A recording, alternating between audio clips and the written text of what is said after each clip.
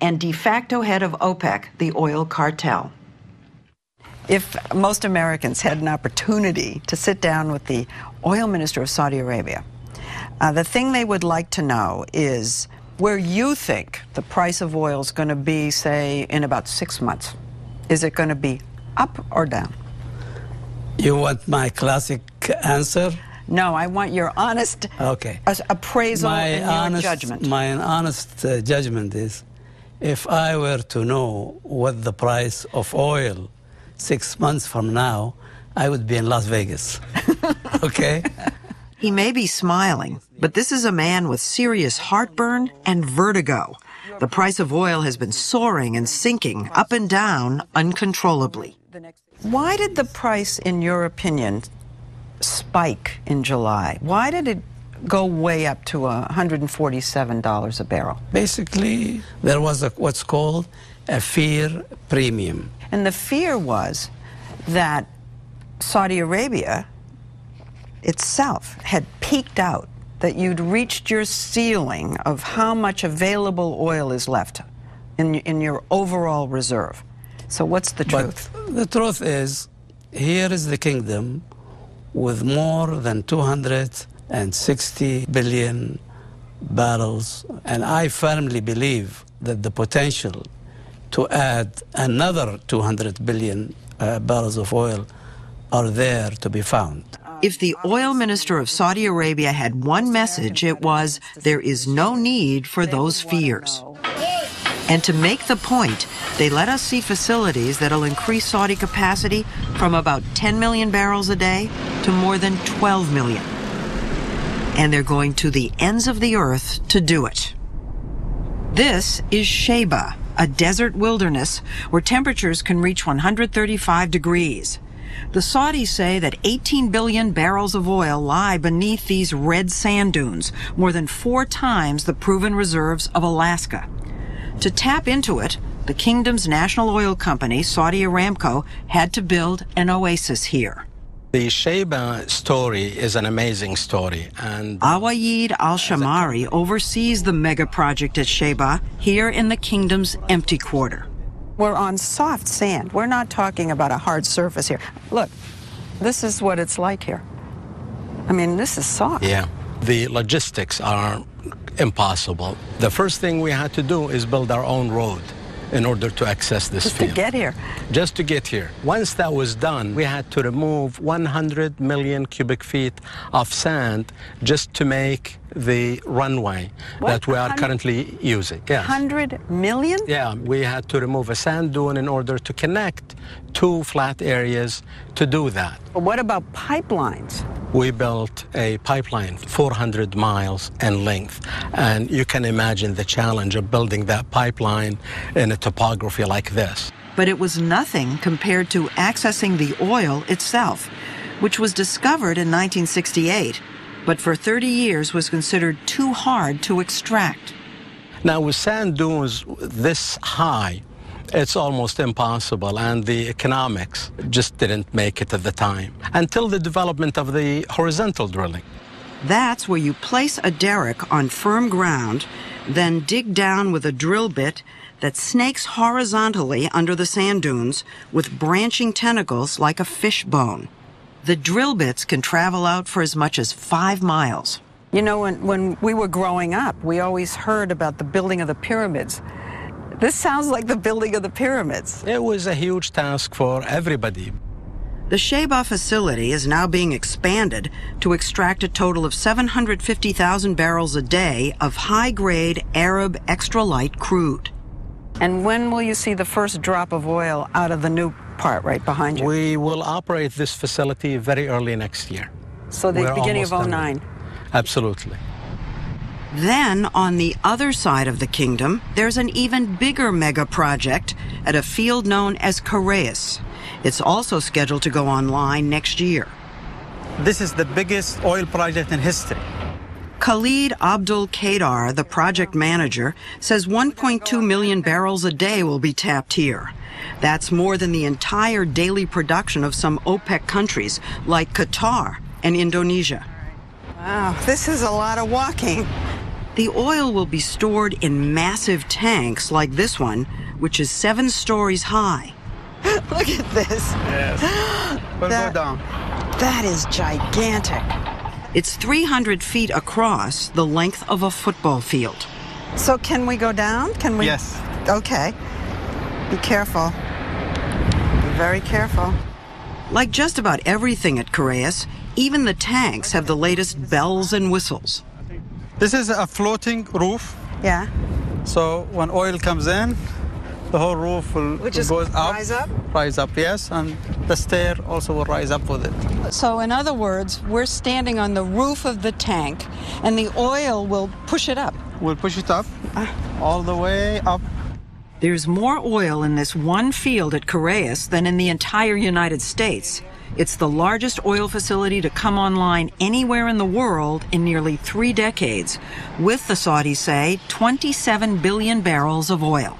Has anybody projected how many years it's going to take to deplete? It will take us more than 50 years.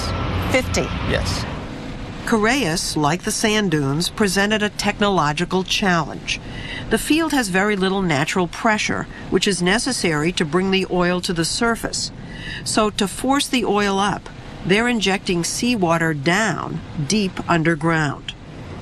We will inject about 84 million of gallons per day of seawater. So where's the seawater coming from? Because we're here in the middle of the desert. How far away is the sea? It is about 150 miles from here. So in addition to all of this for the oil, you're also building a pipeline from pipeline to get the additional water all the way to here. The complexity and vastness of the project are staggering, with 26 contractors, 106 subcontractors, and 22,000 workers from around the world who have laid thousands of miles of pipeline and cables. How much steel are you using here? Because I'm looking, it's just steel as far as I can see. See, we have enough structural steel here that will build 2 bridges equal in size of the Golden Gate bridges in California. 2? 2. These 2 mega projects, plus 3 others, are costing Saudi Arabia a total of $60 billion over 5 years. And they're not borrowing any of it. It's all being paid for in cash. Still, Saudi costs for producing oil are the lowest in the world. How much does it cost Saudi Arabia to produce 1 barrel of oil? This is an excellent question. It is very small, very little. It's probably less than $2 to produce a barrel. Saudi Arabia reportedly needs to sell oil for at least $55 a barrel to cover the cost of running the country. Fossil fuels finance 75% of its entire domestic spending budget. But oil has sunk below that break-even price. Does this worry you? Does this just send chills through your spine? No, I'm not a worrier. I get concerned, but I don't worry. Are you concerned? The concern is this. Any price must be good for the producer, for the consumer, for the investor, the oil companies. So you're saying if the price goes too low, then production will fall, and in the end we'll be squeezed. We won't have enough oil to run our country. The price will skyrocket. What he wants is an end to the wild swings in price, which is why, to keep the price from further plummeting, he agreed to a cut of 1.5 million barrels a day in the October meeting of OPEC, the oil cartel. The point is that Saudi Arabia wanted the 1.5. This was not something jammed down your throat. No, no. By the way, nothing gets jammed down our throat. But Iran wanted more. Well, I mean, different countries want different levels, different cuts. But in the final analysis, reason prevails. But are you saying that Saudi Arabia influence on OPEC? Influence so strong now that he was able to quash Iran's attempt to double the price of oil, which Tehran needs to support its budget, including its nuclear program and the bankrolling of militias like Hezbollah and Hamas. Still, Al-Naimi says oil is no longer used as a weapon. Iran tries to keep the price way up, and Venezuela's trying to keep the price way up. That, you don't consider that oil as a weapon? If you looked at these countries you just named, Yes. every one of them would like to sell every barrel they can. As high a price as they can get away with. Right. The sense out of the OPEC meeting to a lot of people was by cutting production, your purpose was to get the price up again. And that would hurt the world, which is suffering an economic crisis. And the world means everywhere. I can assure you that price was the least on our mind. But of course, I say that in all honesty. but the sense is you were oblivious to the concerns of the world facing this economic crisis. You didn't care about the recession, the credit problems, or anything like that. That is really a very unfair criticism. What did governments do when the financial crisis happened? They took measures to bring stability back to the financial market. And we see, because of our responsibility, a future crisis in the oil market. Should we not take preemptive measures to prevent it? And I think the answer is yes, we should. It's incumbent on us not to see the oil market destroyed. The Saudis recently announced the price they would like to see oil selling for, $75 a barrel, about 50% higher than the current price. Are they trying to keep the U.S. addicted to oil? Their answer when we come back. Saudi Aramco was originally an American company. It goes way back to the 1930s when two American geologists from Standard Oil of California discovered oil in the Saudi desert. Standard Oil formed a consortium with Texaco, Exxon, and Mobil, which became Aramco. It wasn't until the 1980s that Saudi Arabia bought them out and nationalized the company. Today, Saudi Aramco is the custodian of the country's sole source of wealth and power. Saudi Aramco is a massive complex along the Persian Gulf, hundreds of miles east of the mega projects. Over 16,000 people work here at the company's compound, which is like a little country, with its own security force, schools, hospitals, even its own airline. Abdallah Juma is president and CEO of Saudi Aramco. So this is your headquarters. This is our headquarters. And how big is Aramco? Saudi Aramco is the world's largest oil producing company. And it's the richest company in the world, worth, according to the latest estimate, $781 billion. This is the heart of our operation. This is the nerve center. It keeps going. Look at this. This is gigantic. He gave us a tour of the company's command center, where engineers scrutinize and analyze every aspect of the company's operations on a 220-foot digital screen.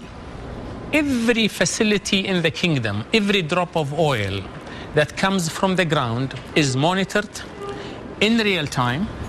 In this room? In this room. And we have control of each and every facility, each and every pipeline, each and every valve on the pipeline, and therefore we know exactly what is happening in the system from A to Z. What this map shows is all the oil fields in Saudi Arabia. That big green blob in the middle is Ghawar, the largest onshore oil field in the world.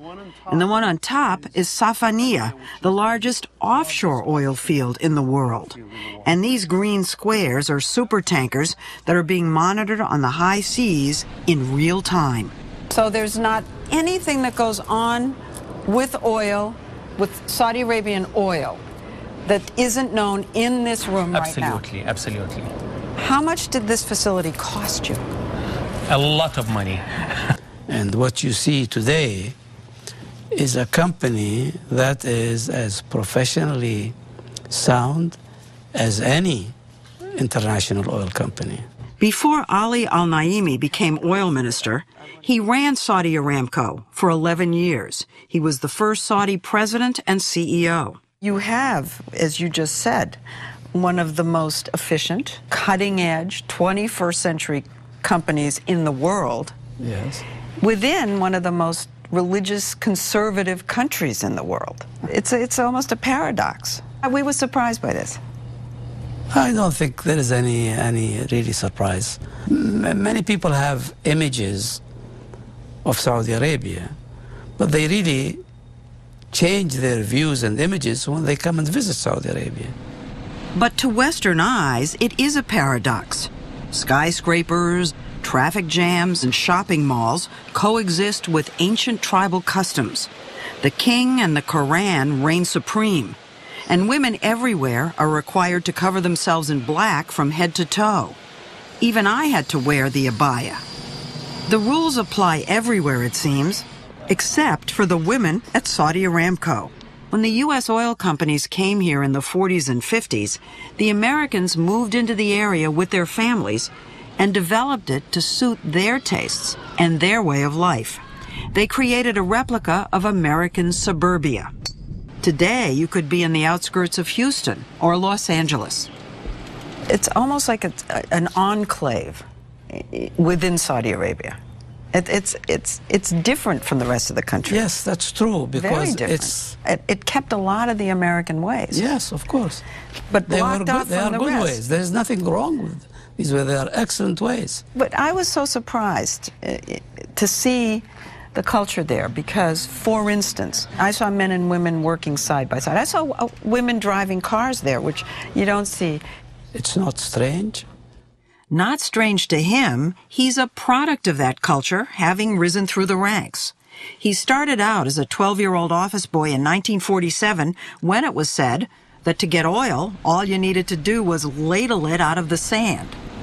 It was never that easy, according to Aramco CEO Juma. It takes a lot of effort. The oil is a gift from God. The recovery of oil is really the work of men. And this is part of it here. Here in this room, Aramco engineers are making sure that not one drop of oil is overlooked. These computers are receiving data via satellite from sensors mounted on drill bits that are burrowing deep into the oil fields all over Saudi Arabia. The engineers are sending IMs, instant messages, that actually guide the drill bits. He is now directing that drill bit to go into the best areas of the reservoirs and suck that oil from it and not leave any oil behind. So in other words, this drill bit's like a snake. It doesn't go like that. No. It would go down and then follow where the oil is. Absolutely. And mind you, this is happening 400 to 500 miles from here geographically, and we are sending that drill bit also 2 or 3 miles in the ground. Al-Juma says with this technology, they're able to recover 10 times more oil than before. But global demand is dwindling. Even Americans, the world's leading gas guzzlers, are buying less. In the last 10 months, Americans drove 78 billion fewer miles than they did in the 10 months last year, same 10 months. This is quite a dramatic decrease in driving. To put it in better numbers, I think your consumption dropped by 1 million barrels. Is there a thinking that this decrease in demand might be permanent? No.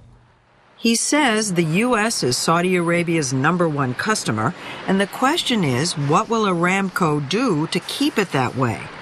One thing is discourage the move toward electric cars by trying to alleviate our concerns about the environment. They showed us their new $4 million experimental combustion engine, which they hope will increase gas mileage while it lowers CO2 emissions. What we want to see is that there is an emphasis on also making this oil greener and making the fossil fuels in general greener, because they're going to be with us for the long haul. Let me be blunt, okay? And ask you to be candid. Yeah. Is it Aramco's hope to prevent a switch away from oil? Somebody said the country is the oil business. I mean, you absolutely need to do this for your own survival. And what's wrong with that? Well, I didn't say anything was wrong with it, but it's a fact. You'd admit it's a fact. Yeah, we admit a fact that yes, this is we depend on the oil industry. We want it to help us, to develop our economy and to develop the economy of the world. So what is good for the well-being of Saudi Arabia should be good for the well-being of the world too. So there's nothing wrong with that. And so what do you say to people out there, like Al Gore and now Mr. Obama, that say we have to devote ourselves to reducing our dependence on oil? My answer to this is we have to be realistic. We don't have the alternatives today. If there are alternatives, be my guest and come and bring them in. But they are not there. You're saying whatever the world does in terms of wind, nuclear, coal, we're still going to need oil. You're still and a lot of it, to need no oil and a lot of it. Politicians use this all the time, that we're addicted to foreign oil. And addiction has a dark connotation, because if you're addicted, there's a suggestion that there's a drug dealer who's trying to keep you hooked. It's in the air that you want to keep us hooked. There is nothing addictive about oil. If you look back 100 years, what would the world be without it? Even President Bush was an oil man. Even he has said, we're addicted to this and we have to get off this oil. But listen to what the professionals say and what do they advise. It's not going to happen today. It's not going to happen 10 years from now. It's probably not going to happen 20 years from now. It's not going to happen 30 years from now, okay? Because you're still going to be using fossil fuels. Rather than oil pushers, the Saudis see themselves as good global citizens who are trying to save the world from a catastrophic oil shortage. But as Oil Minister Al-Naimi told us, the kingdom is hedging its bets. We in Saudi Arabia are developing solar energy. Solar energy? Yes. You're doing research in solar energy? Yes. Where else is the solar energy the most intense? The desert. The desert, of course. But won't that hurt your oil industry? No, not at all. It will supplement it. Our vision is that we will be exporters of gigawatts of electricity. Mm-hmm. We will be exporting both. Okay. And what was barrels of oil and gigawatts of power. And so, he says, the kingdom will still be in the energy business long after the sun sets on the age of oil.